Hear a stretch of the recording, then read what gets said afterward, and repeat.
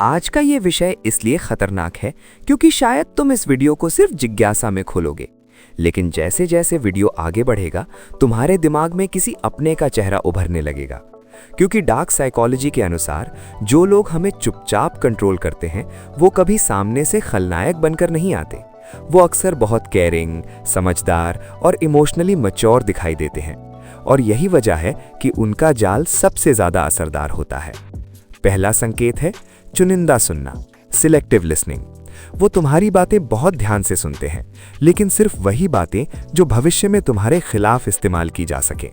तुम्हें लगता है ये इंसान मुझे सच में समझता है, लेकिन सच्चाई ये होती है कि वो तुम्हारी इनसिक्योरिटीज, डर और कमजोरियों को इकट्ठा कर रहे होते हैं। डार्क साइकोलॉजी में इसे कहा जाता है भावनात्मक जानकारी की चोरी। जो जितना ज्यादा जानता है वो उतना ज्यादा कंट्रोल करता है। दूसरा संकेत है मूड कंट्रोल। ध्यान दो, क्या तुम्हारा मूड अब उनके व्यवहार पर निर्भर करने लगा है? जब वो खुश होते हैं तुम शांत महसूस करते हो, जब वो ठंडे हो जाते हैं तुम बेचैन हो जाते हो। ये कोई इत्तेफाक नहीं है, ये एक मानसिक कंडीशनिंग होती है जिसमें तुम्हारा दिमाग उनके रिएक्शंस के अनुसार खुद को ढालने लगता है। धीरे धीरे तुम्हारी इमोशनल स्टेबिलिटी उनके हाथों में चली जाती है। तीसरा संकेत, तुम खुद को जरूरत से ज्यादा समझाने लगते हो। छोटी छोटी बातों पर भी तुम सफाई देने लगते हो, अपने फैसलों को जस्टिफाई करते हो, अपनी भावनाओं को एक्सप्लेन करते हो, अपनी बाउंड्रीज को सही ठहराते हो। तुम्हें लगता है ये कम्युनिकेशन है, लेकिन असल में ये पावर इम्बैलेंस है। जो कंट्रोल में होता है वही सफाई देता है, और जो कंट्रोल करता है वो सिर्फ जज करता है। चौथा संकेत, उलझन पैदा करना, कंफ्यूजन क्रिएशन। कभी वो तुम्हें बहुत खास महसूस कराते हैं, कभी पूरी तरह नजरअंदाज, कभी भविष्य के सपने दिखाते हैं, कभी इमोशनली अनअवेलेबल हो जाते हैं।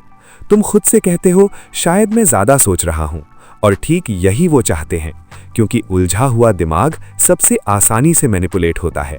स्पष्टता ताकत देती है और मैनिपुलेटर्स कभी क्लैरिटी नहीं देते। पांचवा संकेत, खामोश सजा, साइलेंट पनिशमेंट।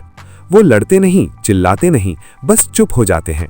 मैसेज का जवाब देर से, आवाज में ठंडापन और एनर्जी गायब, और तुम बिना ये जाने कि गलती क्या थी अंदर ही अंदर गिल्ट महसूस करने लगते हो। ये एक इमोशनल पनिशमेंट टेक्निक होती है। तुम्हारा दिमाग उनके साइलेंस को खतरा समझने लगता है और अगली बार तुम और ज्यादा एडजस्ट करने लगते हो। छठा संकेत, धीरे धीरे तुम्हें अकेला करना। वो सीधे नहीं कहते उनसे बात मत करो, वो बस कहते हैं मुझे उनके बारे में अच्छा महसूस नहीं होता, वो तुम्हारे लिए सही नहीं है, उनके साथ रहकर तुम बदल गए हो। धीरे धीरे तुम अपने लोगों से दूर होते जाते हो और एक ही इंसान तुम्हारा सबसे बड़ा इमोशनल सहारा बन जाता है। यहीं से उनका कंट्रोल पूरा होता है। और सबसे खतरनाक संकेत, खुद को पीड़ित दिखाना। जब तुम उनके व्यवहार पर सवाल उठाते हो तो वो अचानक आहत हो जाते हैं। वो तुम्हें महसूस कराते हैं कि तुम इनसेंसिटिव हो, तुम उन्हें नहीं समझते, तुम उन्हें दर्द दे रहे हो। धीरे धीरे बातचीत उनके एक्शन से हटकर तुम्हारी रिएक्शन पर आ जाती है और तुम माफी मांगने लगते हो, बिना ये समझे कि गलती शुरू किसने की थी। डार्क साइकोलॉजी एक बात साफ कहती है कि जो इंसान तुम्हें कंट्रोल कर रहा होता है वो सबसे पहले तुम्हारे खुद पर भरोसे को तोड़ता है।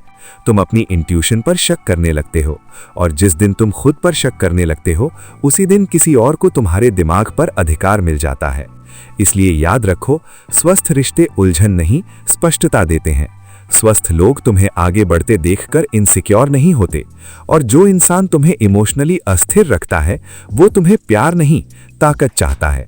अगर ये वीडियो सुनते हुए तुम्हें किसी का चेहरा याद आया तो उसे नजरअंदाज मत करो। जागरूकता ही कंट्रोल से बाहर निकलने का पहला कदम है। तुम्हारा दिमाग तुम्हारी सबसे बड़ी ताकत है, उसे किसी और के हाथों में मत सौंपो।